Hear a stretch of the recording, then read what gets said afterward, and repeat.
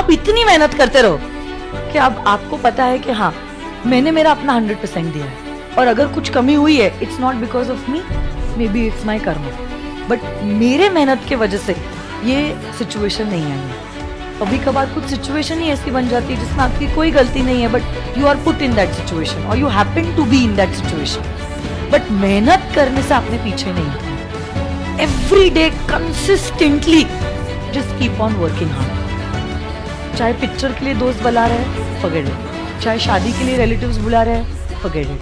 चाहे नींद आपको बोल रही है भाई थोड़ा सा और सो ले, फॉरगेट इट। चाहे कुछ भी क्यों ना आ जाए, you just have to keep it aside and you have to keep on moving. Finally ये जो कर पाया वही अपनी मंजिल तक पहुंचा। बाकी सब लोग इधर उधर भटक जाएंगे, कुछ दोस्तों में, कुछ रिलेटिव में, कुछ नीबर में, कुछ गर्लफ्रेंड में, कुछ बॉयफ्रेंड में, और खत्म कहानी। वो फाइनली जो उन्होंने एम सोचा था और जो अपना गोल सोचा था वो वहां तक पहुंच नहीं पाया। बहुत सारे डिस्टर्बेंसेस आएंगे स्पेशली आप लोगों के लिए, but now it is up to you. You should understand where to say no and keep on moving. मैं ये नहीं कह रही हूँ एकदम ही सीरियस हो जाओ लाइफ में और बुक वॉर्म बन के रह जाओ, but you should exactly know कब हाँ बोलना है और कब ना बोलना है। देखो यार, इतने सारे टाइम की मेहनत करने के बाद फाइनली जब आपका रिजल्ट अच्छा आता है, वो फीलिंग आप शायद इमेजिन भी नहीं कर सकते असल में उस समय जो होती है।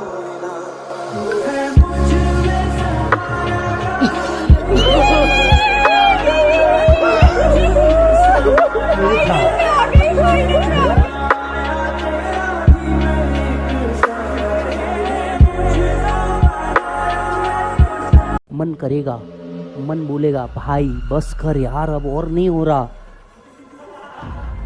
कुछ सुनने का नहीं। यस, मैं आपको एक बात बताने जा रहा हूँ, ध्यान से समझना। आपका एग्ज़ाम भी, ध्यान से सुन, आपका एग्ज़ाम भी टेक्निकली एक फेस्टिवल जैसा ही है। आप साल भर फेस्टिवल का वेट करते हो, आज फेस्टिवल है, एग्ज़ाम भी एक फेस्टिवल है। सारे लोग साथ में आते फेस्टिवल में, एग्ज़ाम हॉल में भी सारे लोग साथ में आते हैं। यस, आपका फेस्टिवल में खर्चा होता है, खर्चा आपका एग्जाम में भी होता है। यस, फेस्टिवल के बाद मजा आया नहीं आया, रिजल्ट आपका यही चीज बता रहा है। यस ब्रो, एक बात याद रख, कुछ जगह पे तेरे को आउट परफॉर्म करना पड़ता है। हर रोज हर दिन एक जैसा नहीं होता, पर अगर आज तेरे को कब सी, अगर तू देखे ना तेरे पास कितना टाइम बाकी है, चल एक बार टाइम लिमिट समझ लेते हैं। नहीं नहीं नहीं नहीं नहीं भाई, तेरा टाइम लिमिट जरूर बताएगा। यस, मार्च के 9 दिन, अप्रैल के 30 दिन, 39 डेज, चल एक दिन ग्रेस पकड़, 40 दिन बचे हैं तेरे एग्जाम को। अब 40 दिन में भी अगर तेरे को मेहनत करना आज के दिन नहीं सूझ रहा तो तेरे से नहीं होने वाला। एक काम कर, चाय बेच ले, उसमें भी बहुत स्कोप है, चाय बेच ले, उसमें भी बहुत स्कोप है। पर तू ये सोच के देख, जीवन भर तू यही सोचते बैठेगा कि अगर किसी दिन मेहनत कर ली होती तो जिंदगी कुछ और होती। यस, और हर एक के लाइफ में एक ऐसा मोमेंट जरूर आता है जब उसको मेहनत करना चाहिए। ये तुम्हारे लिए जितने अभी 40 दिन है सबके सब, आज सिर्फ मैराथन की बात नहीं कर रहा हूँ, अगले 40 दिन अगर तुम खुद के लिए काम नहीं कर सकते तो किसी और को कभी जिंदगी भर ब्लेम मत करना तुम्हारे फेलियर के लिए। अगर 40 दिन तुम अपने लिए काम नहीं कर सकते तो अगले 40 दिन किसी और को बिल्कुल ब्लेम मत करना। अगले 40 साल किसी और को ब्लेम मत करना कि टीचर ने ऐसा नहीं पढ़ाया था इसलिए हुआ, इस अकेडमी में एडमिशन लिया उसलिए हुआ। कोई कुछ फर्क नहीं पड़ता, अकेडमी या टीचर से कोई फर्क नहीं पड़ने वाला। फर्क पड़ता है तेरे एंथुजियाज्म से और तेरी हिम्मत से। क्या 40 दिन तू अपने लिए रगड़ के मेहनत कर सकता है तो तू लॉजिकली अपनी सक्सेस को डिजर्व करता है और अपने फेलियर को भी डिजर्व करता है।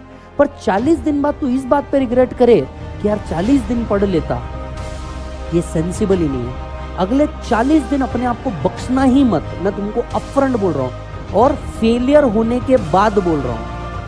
मान लो मैंने कुछ रैंक अचीव किए होते तो बहुत अलग बात होती। मुझे पता है बॉस, एक्स के छोड़ के जाने से ज्यादा गम अटेम्प्ट का होता है, क्योंकि तुम्हारे में बिल्कुल हिम्मत नहीं रहेगी। यही बुक्स जिसको तुम ऑलरेडी हाइलाइटर लगा चुके हो, ये बुक्स उठा के वापस हाइलाइटर लगाना कैपेबिलिटी के बाहर है। समझ आ रही है बात? कैपेबिलिटी के बाहर है, ये नहीं होता बार बार। तुमको हिम्मत लगानी है, अब लगाओ। रिजल्ट के बाद सिर्फ और सिर्फ पछतावा होगा, रिजल्ट के बाद सिर्फ पछतावा होगा, और रिजल्ट के दिन फिर झूठा रोना, अरे यार रिजल्ट नहीं ला गया, कोई सेंस नहीं है।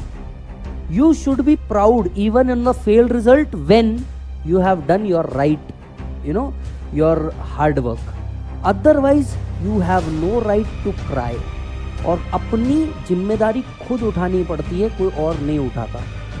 यस, कुछ चीजें खुद से करनी पड़ती है, जिनमें से अपनी मेहनत भी एक है।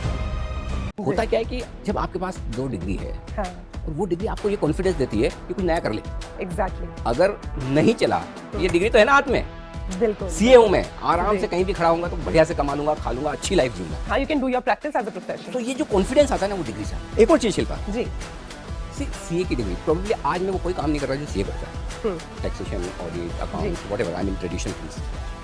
लेकिन हर डिग्री की एक इंपॉर्टेंस है। एग्जैक्टली, सीए की डिग्री ना आपको एक कॉन्फिडेंस तो देती है, लेकिन साथ में एक चीज प्रूव करती है कि आपका आईक्यू लेवल क्या है। Exactly, that's very true. मतलब हर कोई तो सीए नहीं बन सकता, हाँ, करेक्ट। तो मुझे एक चीज जो समझ में आ गई, अगर मैं सीएस होकर मैं यहाँ तक पहुँच सकता हूँ और वो कर सकता हूँ जो मुझे कुछ कभी आता नहीं था, हाँ, तो इसका मतलब है सीए कुछ भी कर सकता है, सीए कुछ भी कर कुछ भी कर सकता है। आप सोच लो Right. कितने चार्टर्ड अकाउंटेंट्स हैं जो आरजे बने हैं, फिल्म एक्टर्स बने हैं, फिल्म मेकर्स बने हैं, जी। मतलब क्या नहीं किया है। So this degree is so so so powerful. So powerful.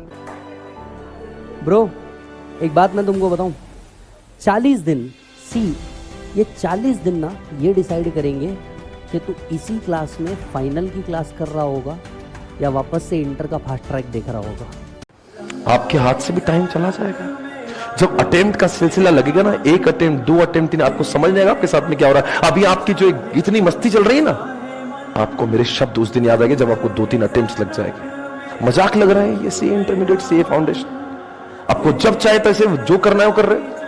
भूलिए मत उन संस्कारों को, उस विश्वास को जिसकी वजह से आप यहां पे आए थे। ऊपर वाला सब देख रहा है। मेरी मां कहती है, बेटा पूरी दुनिया लॉ ऑफ कर्मा पे चलती है, ऊपर वाला सब देख रहा है। सबका विश्वास तोड़िए, अपने अंदर अपने गिरेबान में झांक कर देखिए कि सच में आप सच में उतने पवित्र इंसान हो, सच में आप उतने देर तक पढ़ाई कर रहे हो जितना आपने करना चाहिए।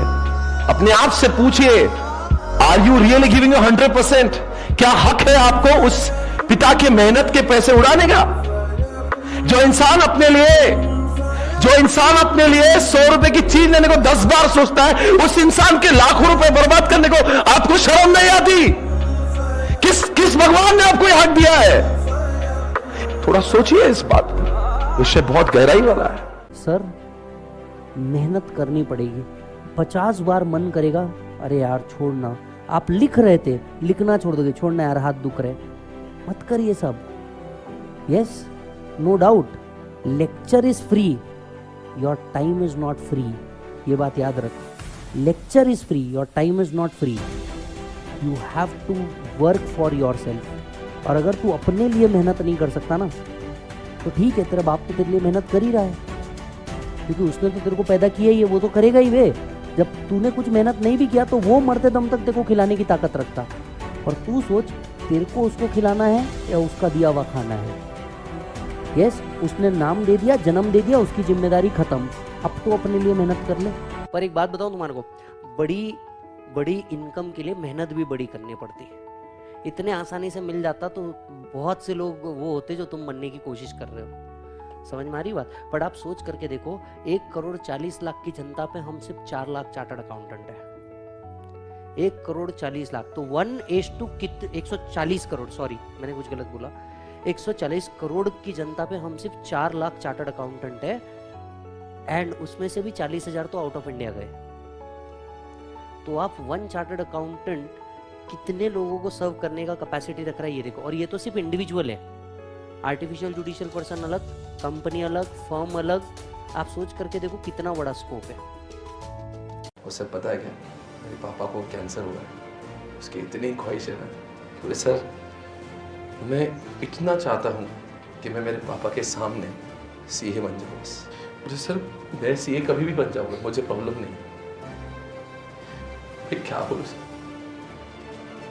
मेरे पापा मुझे कॉल कर, क्या जवाब दूँ? बोलते हैं आज पापा का कीमो है और पापा कल मुझे एग्जामिनेशन हॉल छोड़ने आते हैं, क्या जवाब देगा मैं? ऐसा बुरा लगता है मुझे, मेरे पापा के लिए मैं कुछ नहीं कर पा रहा। एटलीस्ट मैं उनको वो चीज़ दिला सकूं। अरे सर, इंसान कैंसर से पीड़ित है और मुझे हॉस्पिटल में एडमिट है, डॉक्टर से रिक्वेस्ट करता है मुझे एग्जामिनेशन हॉल में छोड़ने आता है। उस पिता को मैं क्या जवाब दूँ?